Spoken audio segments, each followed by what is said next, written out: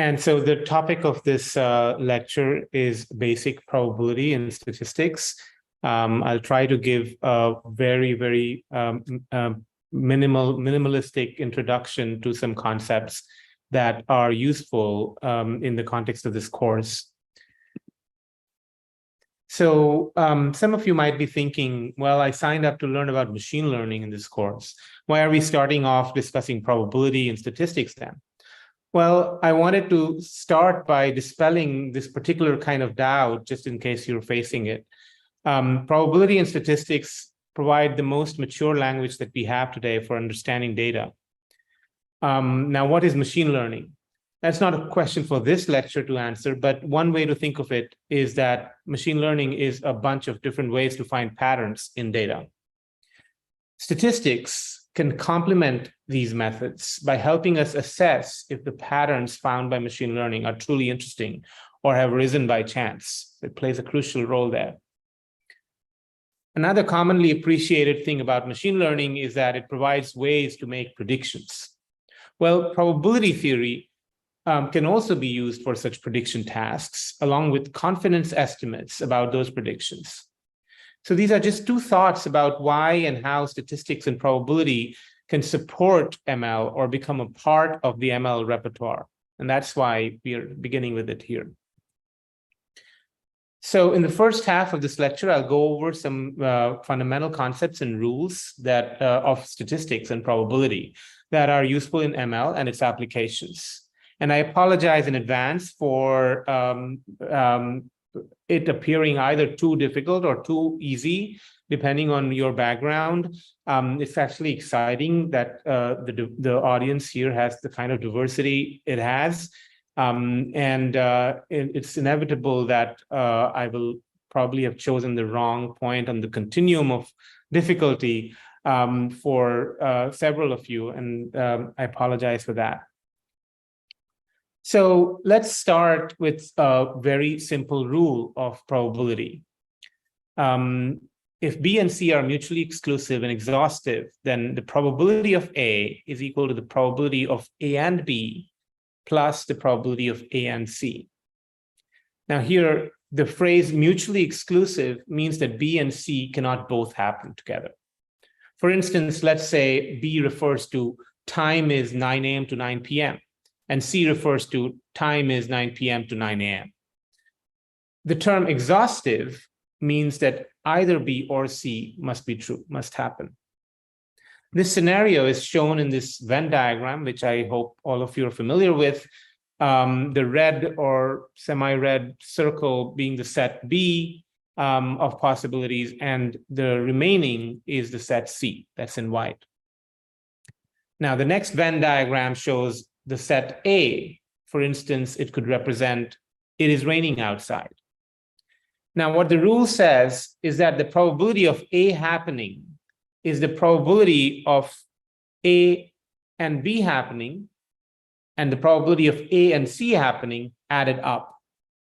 In this example, for instance, the probability that it is raining is the probability that it's raining in between 9 a.m. and 9 p.m. plus the probability that it's raining and the time is 9 p.m. to 9 a.m. So I hope that this simple rule written mathematically in the first bullet makes sense to you. The same rule can be extended to a situation where instead of just two sets B and C, we have an arbitrary number of sets B1, B2, and so on that are mutually exclusive and together cover all possibilities. And this basic law of probability is called the law of total probability. Okay, next rule. Two events A and B are said to be independent if and only if the probability of A and B is the product of the probability of A and the probability of B. And this is, again, a very important concept that arises in all kinds of applications of probability theory, where we have to often make assumptions that two kinds of events we are talking about are statistically independent. The next rule involves conditional probabilities, written in the form probability of B given A, B vertical bar A, or the probability of A vertical bar B, which means probability of A given B.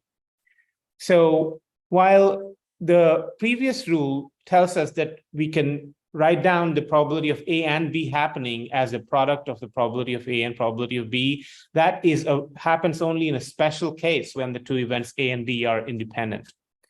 More generally, regardless of whether A and B are independent or not, we can always write the probability of A and B as being the probability of A times the probability of B given A, which by symmetry is the same as the probability of B times the probability of A given B, where A probability of A given B is also called the conditional probability of A given B.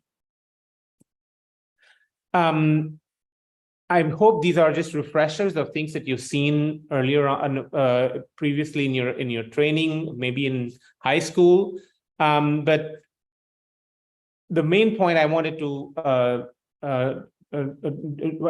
come across is that there are these rules and laws that tell us how to work with probabilities, how to add probabilities, how to multiply them, and so on. And that allows us to go quite far in terms of doing various kinds of probability calculations. I'll spend a minute on one of the rules we just saw. It's the probability of A and B written as the probability of A times the conditional probability of B given A. Note that a simple manipulation presents the same rule in this new form, where the probability of B given A is the probability of A given B times the probability of B divided by the probability of A.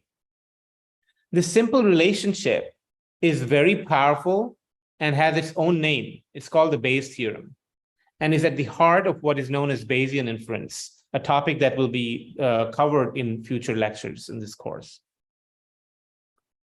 In this theorem, if we set A to be the observed data and B to be a model of data, then we have, just using the second bullet formula, the probability of the model given data equals the probability of data given model times the probability of model divided by the probability of data. And we care about this relationship so much, why it's so crucial to the success of Bayesian inference, is that very often we know how to calculate the probability of data given model. If I know that I'm tossing a fair coin and I see 6 heads out of 10, I can calculate the probability of that. That's probability of data given model.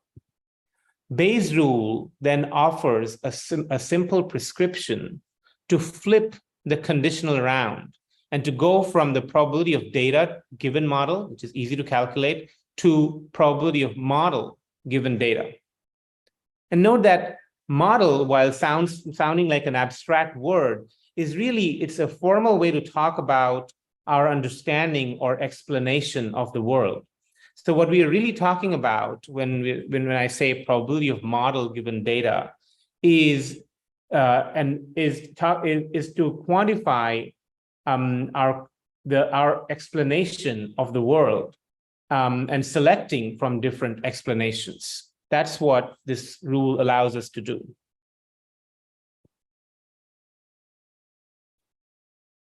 As I said, Bayesian inference will be covered in other lectures in this week. But for those who have some extra time on their hand, a highly recommended reading on this is this book called The Theory That Would Not Die by Sharon McGrain. Our next concept is that of a random variable. A random variable is a mapping from whatever we observe in a so-called sample of data to a number. For example, if we toss a coin, the observation is heads or tails, and we can map these two possible outcomes to the numbers 0 and 1 respectively. So we can call that a random variable.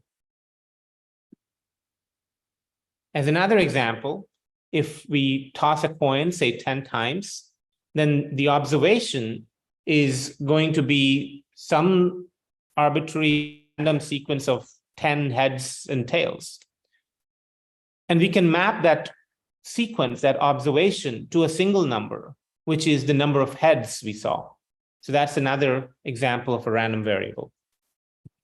In general, a discrete random variable, say x, takes a set of values, say x0, x1, and so on, with corresponding probabilities, p0, p1, and so on, such that the probabilities add up to 1. These values that the random variable takes, all possible values and their corresponding probabilities, are together form the distribution of the random variable, or the probability distribution of the random variable. Having defined what we mean when we're talking about a distribution, the next concept is that of an expectation of a distribution, or expectation of a random variable. The expectation of a random variable is the weighted sum of its values, with the probabilities serving as the weights. So that's what's written in this formula here. It's a weighted sum of the xk's for all values, for all k's, with the weights being pk's. You can also think of the expectation as being the mean or the average. The same definition of expectation also generalizes to functions of x as well. For instance, you can talk about the expectation of the function gx equals x squared. And that would be the weighted average of the values of x squared, weighted by the probabilities of the x values.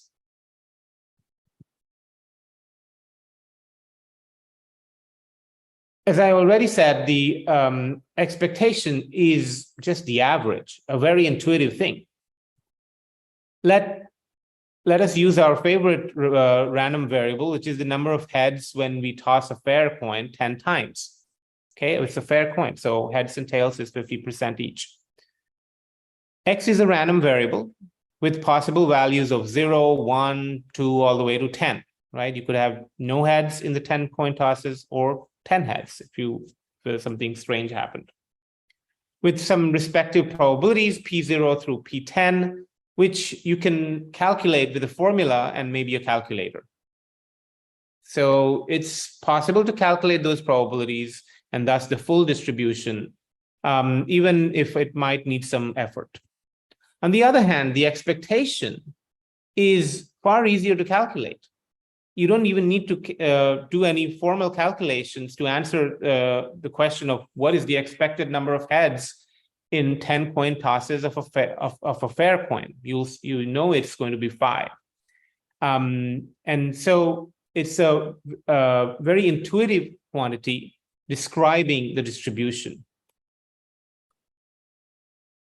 There's an important rule regarding expectations that I wanted to mention. It's called the linearity of expectation. And it says that the expectation of a sum, in this case, x plus y, is the sum of expectations. So equals expectation of x plus expectation of y. And this rule is very useful. It makes many expectation calculations, many probability calculations easy. Moving on beyond expectation, the variance of a random variable is defined by this formula. Note that it is an expectation of something. That something is x minus expectation of x whole squared. So what we have here overall is an expectation of a function of x, that function being x minus ex whole squared. In plain English, this is the average of the deviation of the random variable x from its mean, ex, where deviation is, in this case, defined as the square of the difference. Standard deviation is the positive square root of the variance and is also a very commonly used quantity.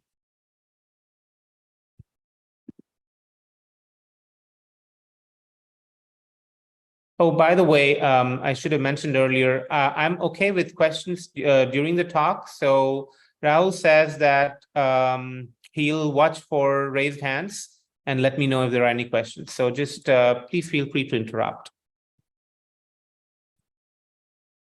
Okay, so the reason I'm mentioning expectations and variances is that basic data analysis often ends up involving these quantities.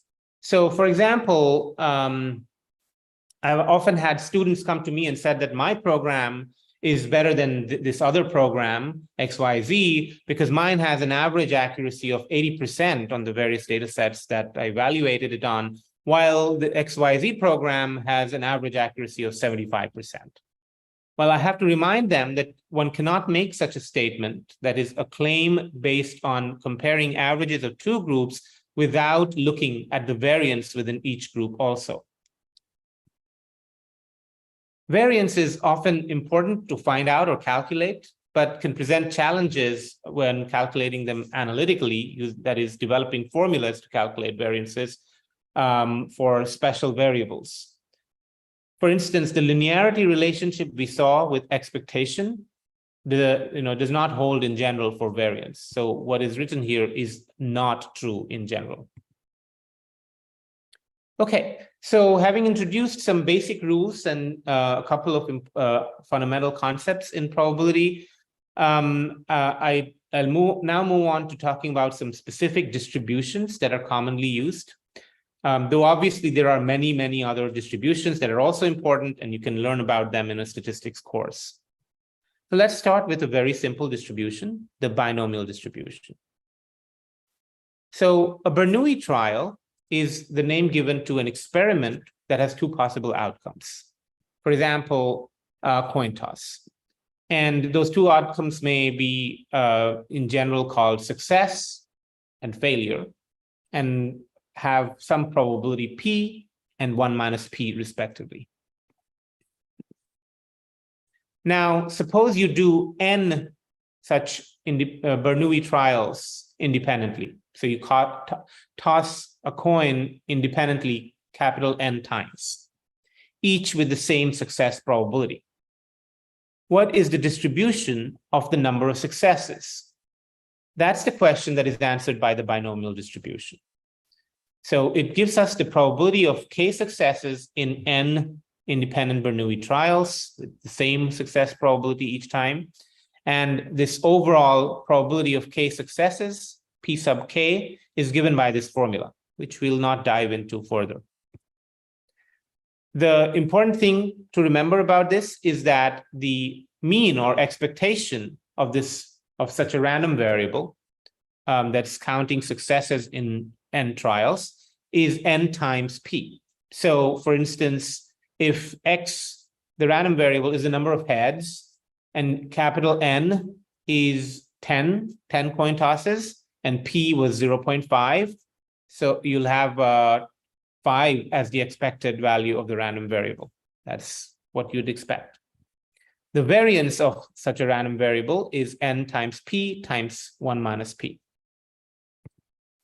Now, here's an example where this kind of knowledge can be useful. In the toy example, let's say a genome has 20% C's, 20% G's, 30% A's, and 30% T's.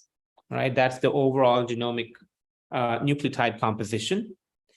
And you're asked to find all kilobase long segments whose GC content refers to the proportion of G's or C's, is at least 3 standard deviations above expectation.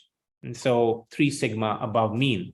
And this typically means that the GC content is on the high side. It's quite high if it's 3 standard deviations above expectation. You can use the formulas we just saw to do this calculation real quick. So here we have the 1,000 long segment that we're talking about. Each of the nucleotides in that segment has a 40% chance of being a C or G, right? So it's as if we're tossing a coin that has a 40% chance of showing up C or G, and 60% chance of not showing up C or G. And so the expected number of C or G in such a segment is going to be what the formula for expectation, that's n times p, 1,000 times 40%, that's 400.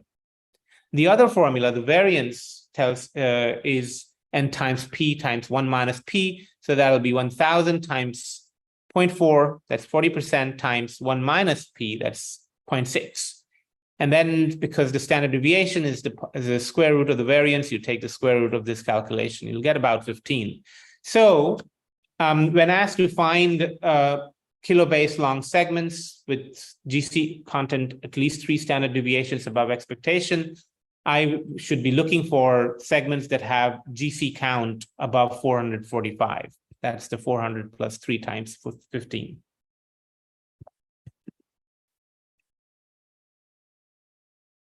Oops. Okay. Another commonly used distribution is the Poisson distribution that's used to model the number of occurrences of events over a fixed interval of time. For instance, the number of 911 calls in an hour. And it's a distribution of the random variable can take values of 0, 1, all the way to infinity, with corresponding probabilities P0, P1, etc., given by this formula. Okay, so the expectation of this distribution is this parameter lambda that's present in the formula, and the variance is also lambda. And an example use of this kind of a distribution is, let's say the pattern TCACGT has about 1 occurrence per 1,000 base pairs in a genome. So given a random kilobase long segment of the genome, you expect to see 1 occurrence of this pattern. And you saw 4 occurrences of this pattern in a particular gene's promoter. You're curious about that. You're thinking, well, is that possible just by chance, or is it pointing me to something, perhaps to a transcription factor binding site? And so you want to know what's the probability of seeing 4 or more occurrences of this pattern in a particular gene's promoter.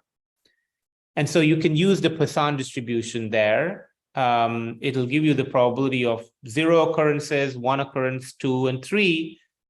And if you add them up and subtract that from 1, you'll get the probability of 4 or more occurrences. And that comes out to be 2% or so.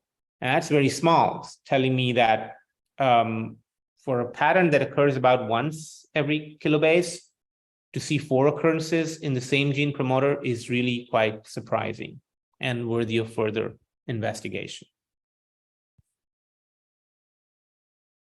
All right, so the 2 distributions we saw were both discrete distributions.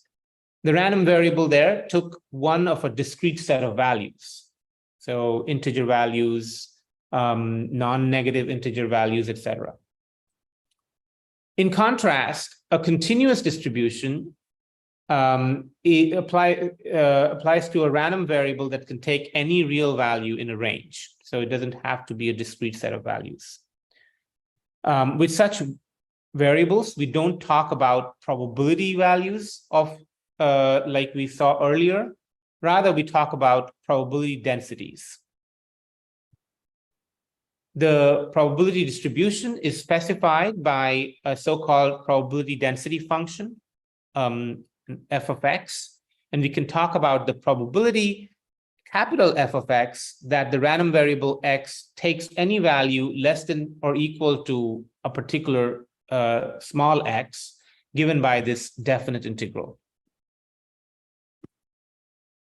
The expectation and variance definitions are also adjusted to be based on the probability density and doing integrations rather than using probability values and taking weighted sums.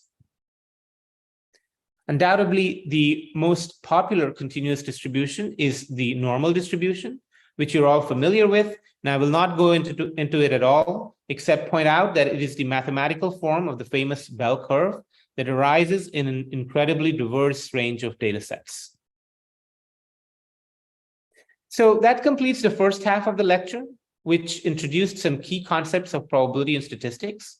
And in the remaining time, I will talk about a very practical aspect of statistics that's used all the time in analysis of biological and medical data, and that's the subject of statistical testing. But before moving on, if there are any questions, Rahul, could you perhaps relay them to me?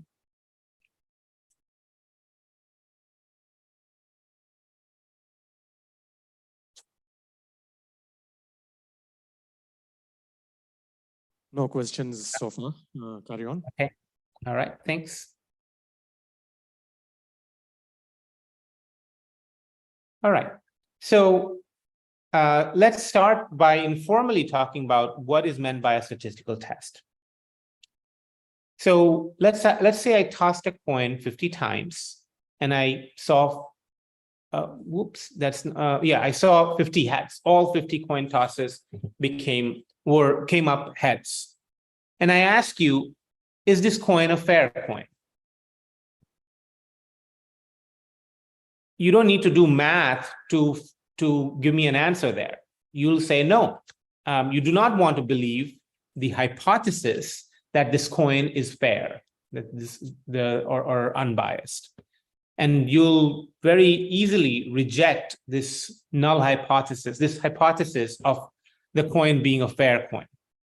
And I'm trying to introduce some of the terms that are used in statistical testing literature, but the idea is fairly obvious here, that you have a starting assumption that the coin is fair, and then you see data, and you, in this case, you rejected that starting assumption.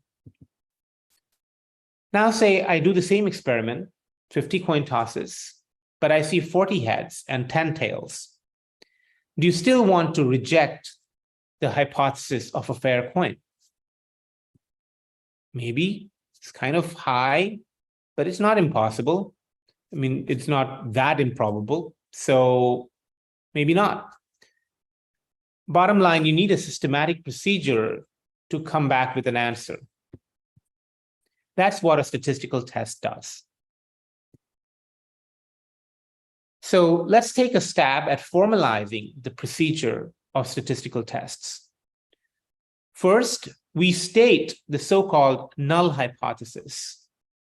The null hypothesis is basically a hypothesis describing the random process by which the data came about. Typically, this is the uninteresting explanation of the data. For instance, in the case of coin tosses, we could state the null hypothesis is that the coin is unbiased, fair, and every coin toss is independent. That's the uninteresting situation. If my friend was tossing a biased coin and I didn't know about it, that would be the interesting situation, right? So assuming that hypothesis, that null hypothesis, allows us to calculate probabilities. We can calculate the probability of a certain number of heads if we make if we state that null hypothesis of a fair coin or whatever else might be the null hypothesis. So if we, in this case, with a fair coin as the null hypothesis, we immediately have a set of Bernoulli trials with each trial having a success probability of 0.5. And that, as you saw earlier, allows us to invoke the binomial distribution to calculate the probability of any given number of heads. Okay, so that was the first step, just state the null hypothesis. The next step is to decide upon the test statistic. This is a random variable whose value depends on the data. For instance, in the case of the 50 coin tosses experiment, the random variable, the test statistic, could be the number of heads in those 50 coin tosses. The next step is to calculate the probability of the observed value of the test statistic of that random variable. So, for instance, if there were 40 heads observed, then the random variable X takes the value 40, and you can use the binomial distribution to calculate its probability. And that comes out to be 0.000009. Okay, great. Now, step 4, if the probability that you just calculated is small, let's say less than 5%, then you reject the null hypothesis. because the data do not seem likely under that null hypothesis, so it's likely to be wrong. It's like a statistical version of proof by contradiction. You know, you assumed something and then you ended up in a place where it doesn't, the assumption no longer seems very likely. So you declare it to be wrong or reject that assumption, that null hypothesis. So that's the our first stab at formalizing or systematizing the procedure of statistical testing. However, this recipe for statistical testing has a problem. And to see this, consider that you saw 30 heads out of 50 coin tosses, right? What does your intuition say? Is it very unlikely? No, 30 doesn't sound unlikely. You know, yes, 25 is what you'd expect if for a fair coin, but 30 sounds reasonable within statistical error in our general experience. So you won't be surprised to see 30 heads in 50 coin tosses when using a regular or fair coin. Yet step 3 in our procedure will calculate the probability of x equals 30, the test statistic, which was the number of heads, equals 30 as being 0.042. And then in step 4, you will see that it's a small value, less than 5%, and you'll reject the null hypothesis. This problem gets exacerbated if you have even more data. So suppose you have 250 heads out of, you saw 250 heads in 500 coin tosses. Surely this is not unlikely under the fair coin hypothesis, right? It's the most likely outcome, in fact, if it's a fair coin. Yet, when you calculate the probability of x equals 250 in 500 coin tosses, you'll find it's 0.036. You can use the binomial distribution for this. And you will reject the null hypothesis. You will report back that you don't think the coin is fair. So our test doesn't look like being so good. There's some problem. So we will formulate a slightly different procedure for statistical testing, which is what is commonly used. And as before, we will start by stating the null hypothesis. The coin is unbiased. That is, the coin tosses are Bernoulli trials with probability of heads 0.5, and every trial is independent of the other.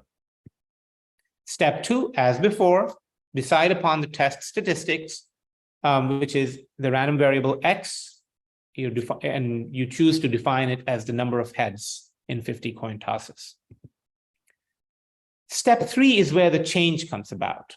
You calculate the probability of the observed value of the test statistic being equal to or more extreme than the observed value.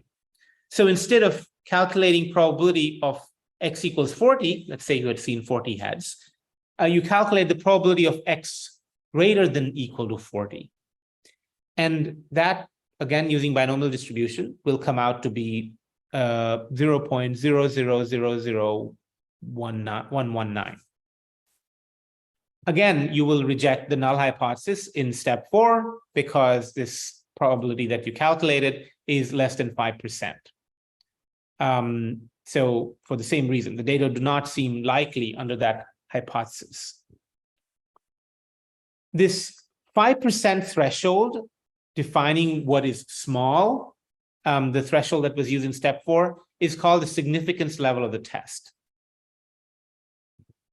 The probability you calculated in step 3, the probability of the test statistic being equal to or more extreme than the observed value, that probability is called the p-value of the test. Okay, so in the example we saw, the probability of x equals 40 was very small. Probability of x greater than equal to 40 is also very small. And it doesn't, in terms of the numbers, it doesn't seem to make much of a difference.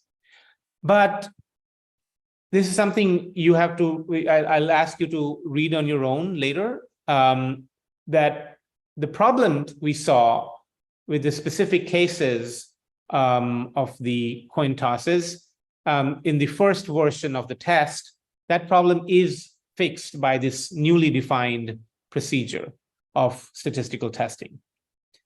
So for instance, 250 heads out of 500 coin tosses will give us a probability of x greater than or equal to 250 to be 0.5.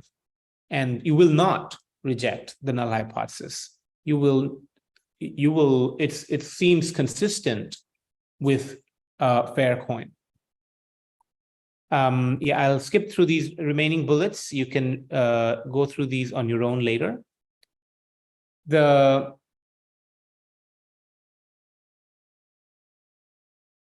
next thing I want to talk about is a slightly deeper look at the p-value that we saw earlier. So recall that the p-value is the probability of the test statistic being greater than or being equal to or more extreme than the observed value. That's, again, in the coin toss example, the probability of x greater than or equal to 40, where 40 was the number of heads seen, is the p-value. So let's talk about that a little bit more. Let's say the null hypothesis of an unbiased coin is true. All right, so you do 50 coin tosses, you count the heads, and this count is a random variable, and we're calling it x. Then you calculate the p-value of x, and you denote this p-value by p. Note that p is determined by the original head count, x, and is thus a random variable itself. And so it makes sense to ask the question, what is the probability distribution of p? Okay, and it turns out that the distribution of p is what's called a uniform distribution between 0 and 1. And in other words, the probability that the p-value is less than or equal to some number, let's say 0.1, is equal to that number, 0.1. The probability that a p-value is less than or equal to 0.05 is equal to 0.05. So this is kind of important. So it's saying that even if an unbiased coin was used, the null hypothesis is true, there's still a 5% chance that the p-value will come out at less than 0.05, and you will reject the null hypothesis. You will think that the coin is biased, even if the coin was unbiased to begin with. So you'll make an erroneous statistical inference, and in that case, there's a 5% chance of that. And this is an important realization. We'll come back to it later. Okay, so we'll move on to talking about another example of a statistical test. And for this, we will consider two groups of patients, hypertension patients, each group having K individuals. The first group, let's call it M, is given a medication, while the second group, let's call it P, was given placebo. And we'd like to see if the medication makes a difference by comparing the blood pressure of individuals in the first group versus the second group, right? So you measure blood pressure in each individual. Then you assume that the blood pressure in both groups is a normally distributed variable, xm and xp. And you now are ready to perform the statistical test of whether the medication made a difference. That is, whether the blood pressure in the two groups, those that were given the medicine or not, is the same.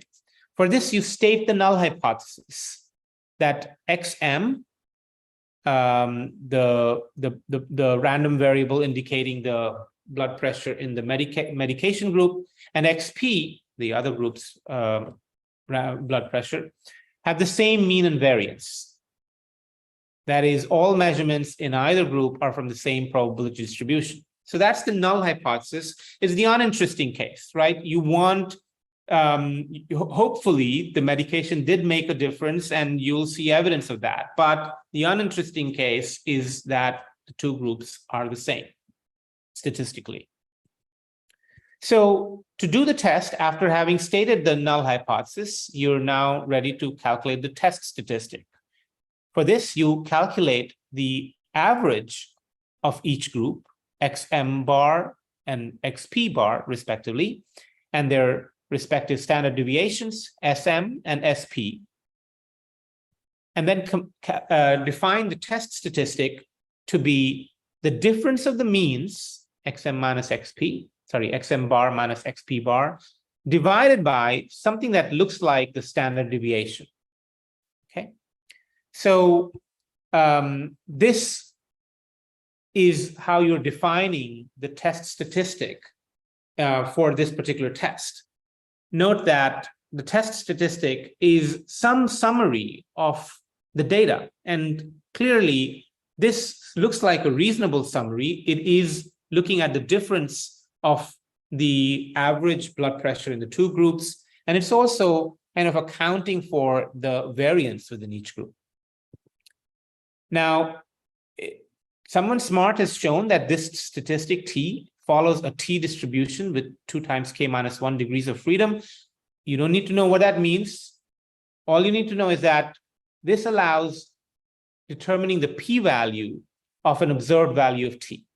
So given the data that I was talking about, the blood pressure in the two groups, of all the individuals in the two groups, this formula is easy to calculate, the formula for T. And then there is a way to calculate the p-value of that statistic, of that value. If that p-value comes out to be less than 0.05, so again, by the same reasoning, you seem to have found an unusually small value or an unusually large value of the T statistic, and you will reject the null hypothesis, which was that the two groups are identical. So one example use of the t-test is to compare a gene's expression in two groups of specimens, for instance, biopsies or tissue samples taken from patients and healthy subjects. You do gene expression measurements using sequencing technology, and then you can use a t-test to determine if a gene is differentially expressed between the two groups and thus is of interest. Now we'll see yet another statistical test, the hypergeometric test or enrichment test. So suppose a study is looking at a full collection of N genes, a population of N genes. This could be all 20,000 or so genes in the human genome. A subset of these N genes have been identified as being turned on in cancer. Let's say there's lowercase n of these, of all the genes are found to be cancer related or turned on in cancer. And looking at this list of lists, you find that a suspicious number of these little n cancer genes are known to be involved in the process of cell division. So you get intrigued and you want to do some statistical analysis to see if there is really a connection between cancer and cell division. So that scenario is shown in this Venn diagram. You have the population of all genes, capital N in number. The red circle is the set of genes turned on in cancer as per your experiment. The green circle is the genes known to be involved in cell division. So let's say you have a way to go to some database and find all genes involved in cell division, and that's how you'll get that green circle. And suppose its size is M, that is, there are M genes in our databases that are known to be cell division related. And you find that K genes are in the intersection of that red circle and the green circle. that is K genes, are involved in cancer per your experiment, and also known to be involved in cell division per the databases. In this scenario, you now want to know if this intersection K is significantly large, given the sizes of the two sets, the little n and the little m. That's what the hypergeometric test does. Its null hypothesis is that the two subsets are unrelated.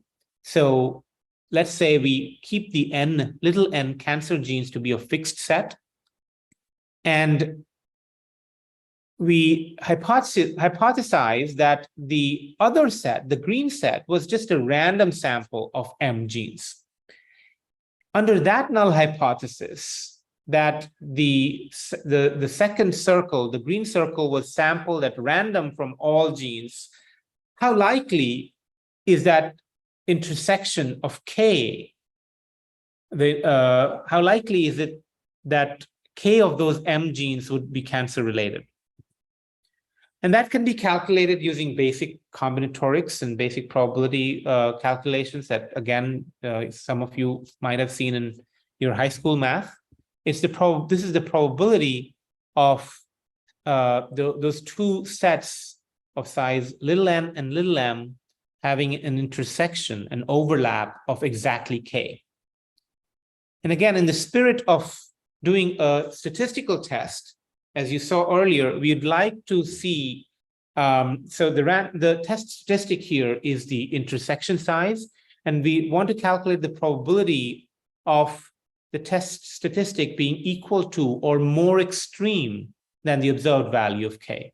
So we'd like to calculate the probability of the intersection being not just equal to K, but equal to or greater than K. And that is this, it's basically the same formula applied for all values of the intersection K, K plus 1, and so on.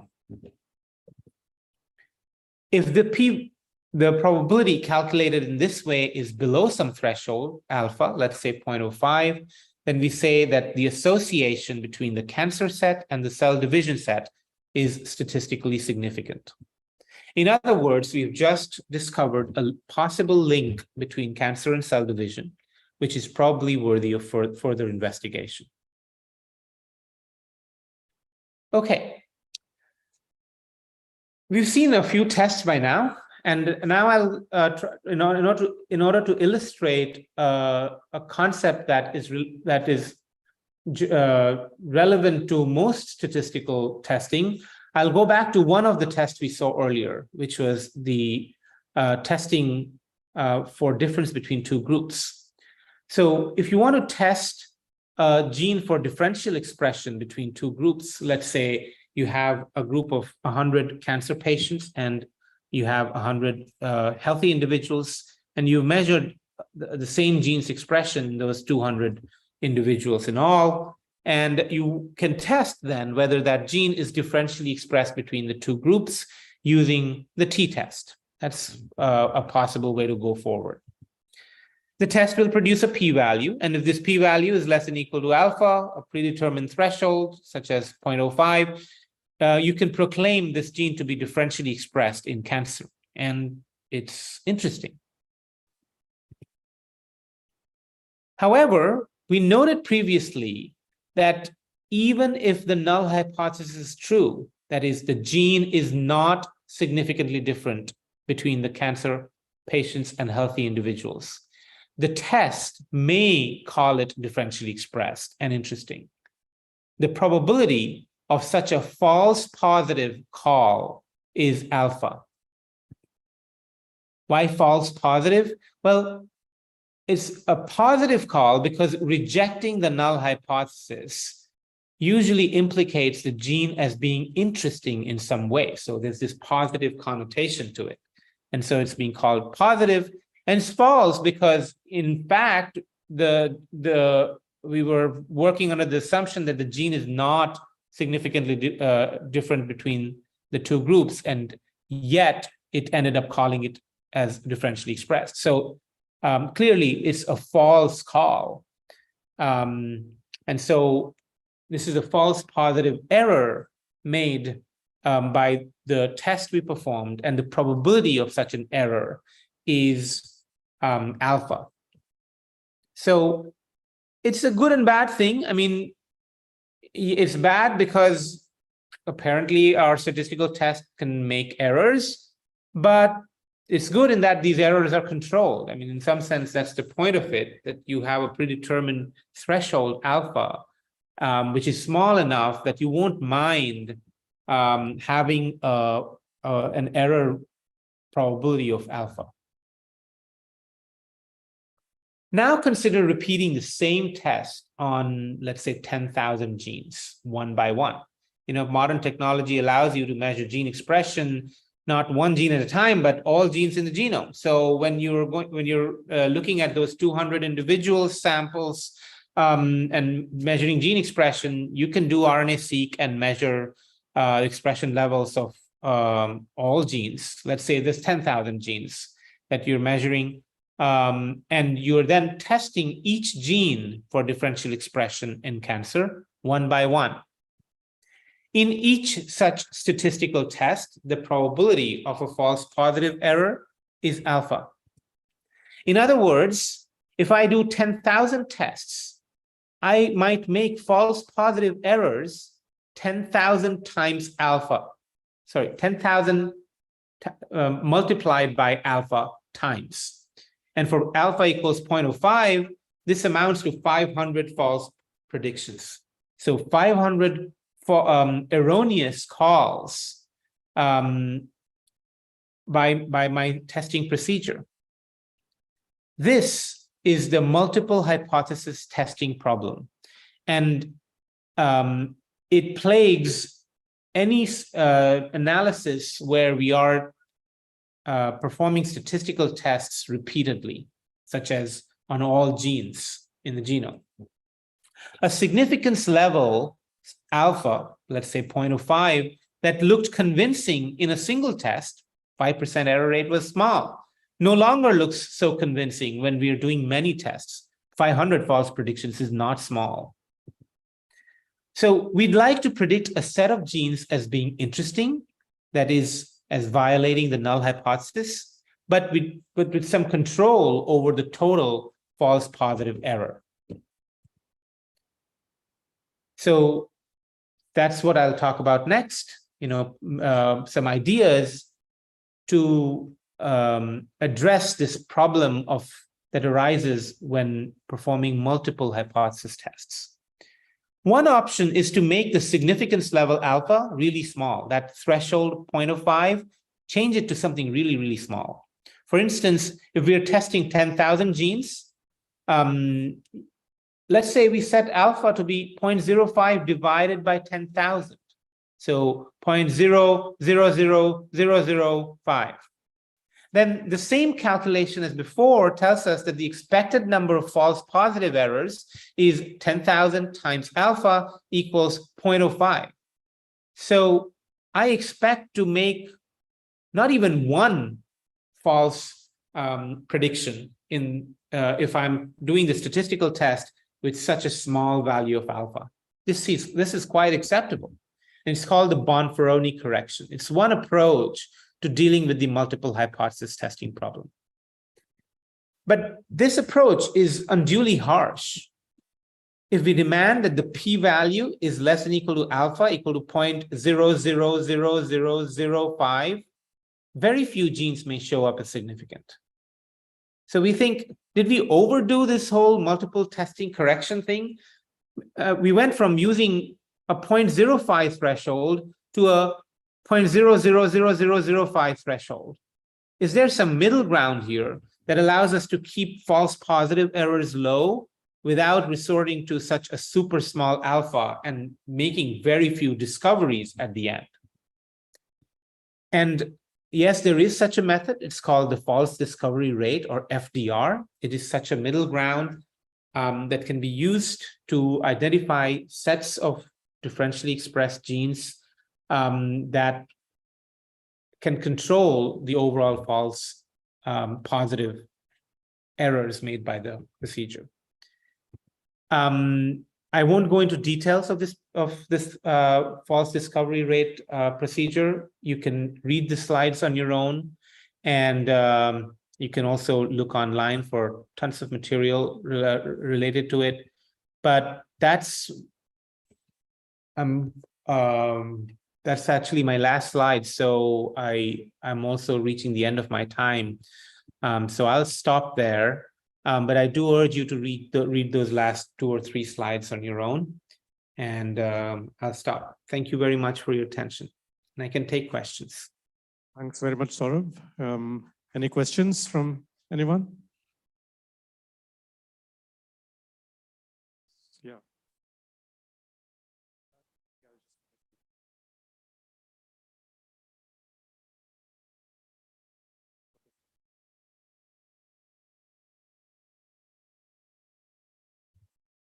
Yeah, go ahead.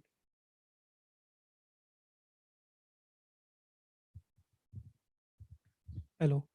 So can a T statistic can be applied on a small sample size, suppose less than 100?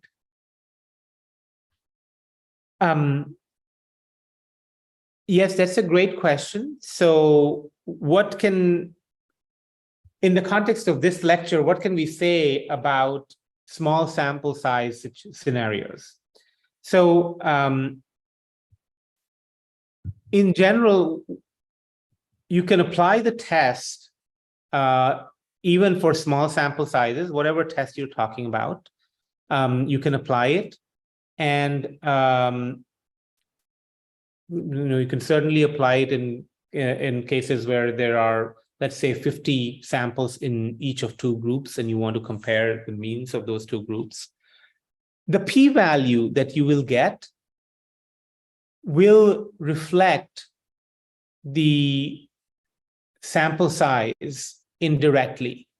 That is, if you see the same level of difference between 2 groups, but each group has 1,000 individuals in it, the p-value will be very, very small, and you will be much more confident rejecting the null hypothesis. But the same level of difference, of means between where each of the 2 groups has 20 individuals, the p-value will not be that small, and so you may not end up rejecting the null hypothesis.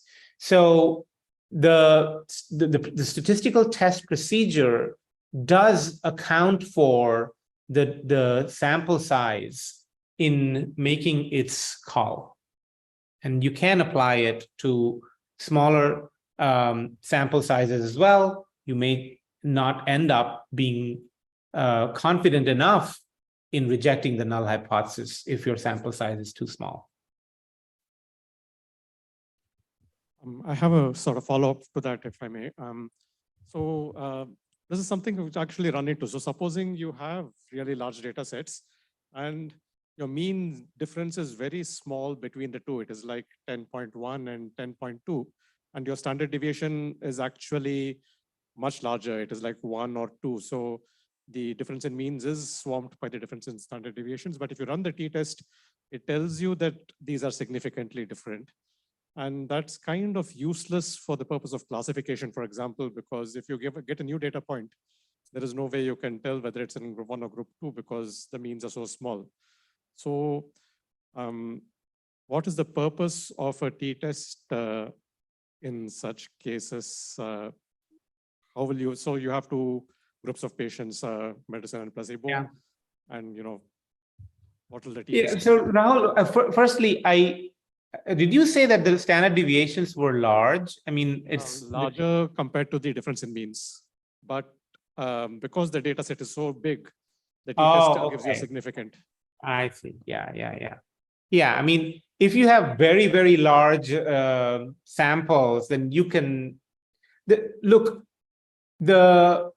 The test is just trying to see if the null hypothesis is true or not, right? So even if there is the slightest difference, if there is enough support for it, it's coming back and saying that there's some difference. And yes, you're absolutely right. It is of no use for making predictions, but the detection of an effect is not always tied to ability to make predictions, right? You might sometimes be interested in seeing if there was an effect. The difference in magnitude may have been small because of things that were not in your control, right? There are various parts of your measurement or experimental protocol that created so much noise that the two groups are very near each other, and yet a highly significant difference may point you to something that is worthy of follow-up outside of data analysis, through experimental follow-up. So I would say that such findings can also be interesting in some cases. Thanks. Any other questions? Yeah, one back there. Saurabh, in the Bonferroni correction that you mentioned, because it's very conservative, it actually leads to a lot of false negative. And in biology, that can be a problem. So how do you control the false negative in Bonferroni correction? Well, in my understanding, the Bonferroni correction is what it is. It provides a certain level of control. And yes, you're absolutely right that there will be, you will be much more conservative about rejecting the null hypothesis. So that's effectively a false negative. And I think the point I was trying to make is that to get away from that, you don't do Bonferroni correction. If you want to find that middle ground that is more appealing to you as a biologist, where you are appealing in terms of the balance between sensitivity and correctness, you can use the FDR. It has become the more commonly used procedure for culling lists into short lists of testable hypotheses.